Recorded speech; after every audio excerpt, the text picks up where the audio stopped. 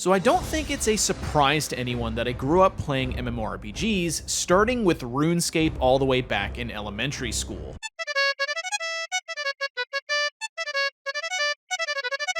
Over the years, I played a ton of other titles in the genre, but one of the more shocking tidbits about me is that I never really got into World of Warcraft. Sometimes I don't believe I know you. Blasphemy, I know, but it's not like I didn't want to get into World of Warcraft. It's just that each time I tried to play it, I just couldn't connect with it. Coming from RuneScape, a game that more or less lets you mix and match any type of armor, weapon, or build in combat, it was hard for me to wrap my head around playing a chosen race and a chosen class that is set in stone. I mean, technically it's not completely set in stone since you can create multiple characters, but my point is that if you want to play more than one class, you are forced to play multiple alternate characters. While that's sort of a standard in MMORPGs, my young brain didn't know that, and even as an adult, I tend to like games that allow more freedom in class choice. Things like classes being restricted based on the race you choose has always been something I never cared for. I always wanted to do wacky things in World of Warcraft, like play an undead shaman, conjuring up little tiki skulls to represent the totems, or even something simple like a troll paladin. Of course, some race class combinations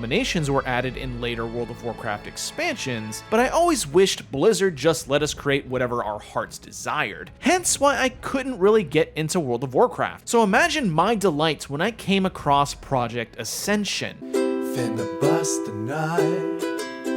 It's a fan-ran version of World of Warcraft that allows players to finally mix and match basically any class with any race, with gameplay restrictions to enforce balance, of course. Oh, and it's free to play, just in case I forget to mention that, like all the other projects we cover on this channel. When I discovered Project Ascension, I just knew I had to give it a try. So what's my thoughts on it?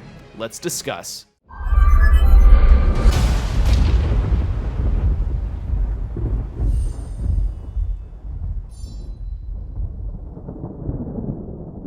Ascension is the quintessential take on a Classic Plus experience. Whether you are a complete newbie to World of Warcraft, or if you've been playing for years, Ascension should appeal to both. The game is a take on if WoW took a much different twist in terms of content during the game's early years, mixing quality of life changes from current modern iterations of World of Warcraft and putting other major spins on the game that change the experience entirely. For example, the transmog armor collection system from later versions of WoW is fully here, along with level scaling where enemies grow in level with you. The various graphical improvements that WoW implemented over the years is here as well, sporting the newer character models and animations. Of course, nearly all the World of Warcraft add-ons, mods, and UI customizations also work for Project Ascension, allowing you to fully customize the interface to how you want it, or at least to how you have it on WoW Live. There are various challenges you can take part in with other players, opt in and out PvP, as well as an option for high-risk PvP where death means losing absolutely everything, and a plethora of other amazing features. When you create a new character in Ascension, most of the normal options are here. You've got the Horde and Alliance, simple cosmetic choices like hair and small facial details, and then choosing a name. The class choice is obviously no longer here in character creation because now each player is considered a hero. Instead, now every level up you are granted ability points, and then once you hit level 10, talent points. Abilities all have different point costs, as well as a restriction based on how powerful they are to prevent players from stacking the best ability from each class. But even with the restrictions for balancing purposes, you can basically make anything you ever dreamed of in terms of World of Warcraft. Ever wanted to play a spell-slinging dagger rogue? It's possible. Dreamed about making a holy gunslinger? Go for it. How about an undead mace-wielding shadow hunter? It's something you can do in Ascension. Heck, the fact that you can choose all of your abilities and talents from every class pool isn't even half the ways you can customize how you play. Probably one of the more notable features I have to mention too is the Mystic Enchantments. These are basically items that drop from enemies that can be equipped to further power up your chosen spells and abilities. So if the whole concept of choosing your own class build wasn't enough for you, this allows you to customize things even further. But with all of these features in mind, where does Ascension Ascension fit into the world of Azeroth in terms of expansion content? What dungeons can players expect to be running through in addition to all the custom content? Technically, the era this game sort of emulates is during the Burning Crusade expansion, with Wrath of the Lich King currently in the works to be implemented. Now, there is multiple server types that do have drastically different forms of gameplay depending on what you choose, similar to how current WoW Classic servers have hardcore, Season of Discovery, or its various expansion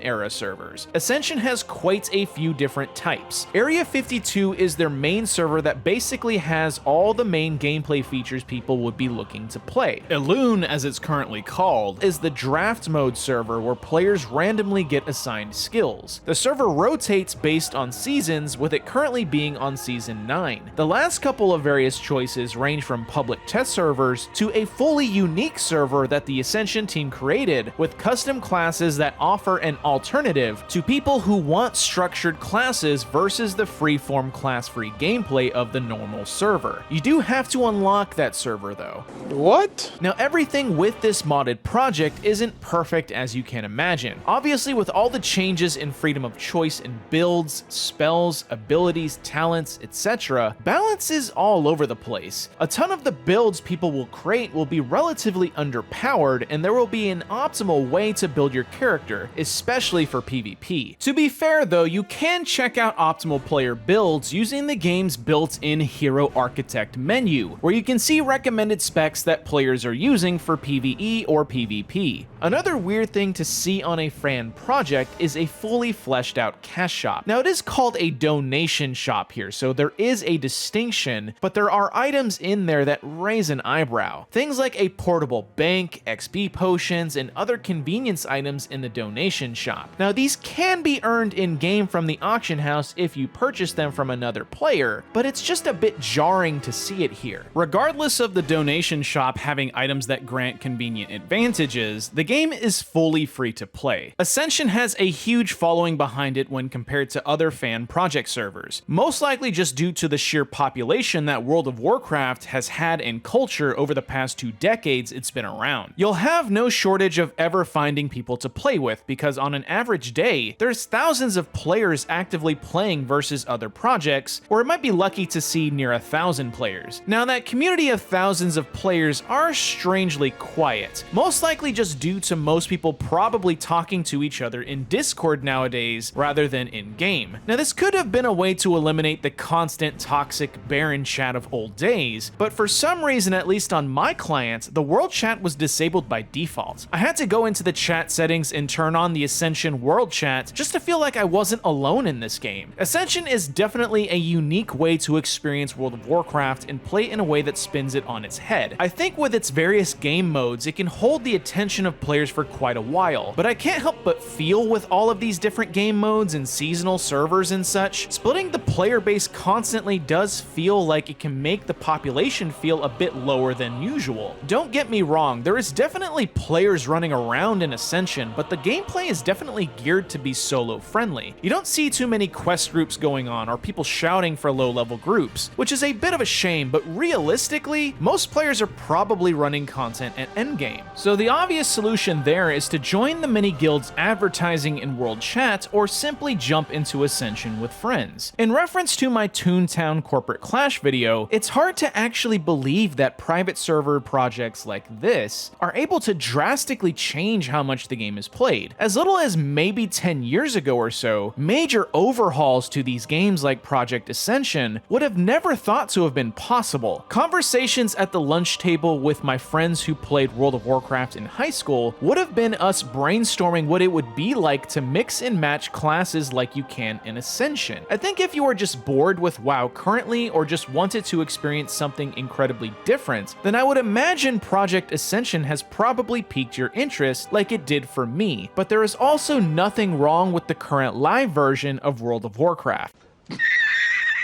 Either way, as someone who never really got to experience the major golden years of World of Warcraft, I've been having a fun time toying around in Ascension. So now I've gotta ask you, Are you playing Project Ascension? Let me know down below in the comment section if you have been playing it or if you plan to give it a try. Don't forget to subscribe and like the video to help support my channel, follow all my social media links down below if you desire, and I will see you in the next video.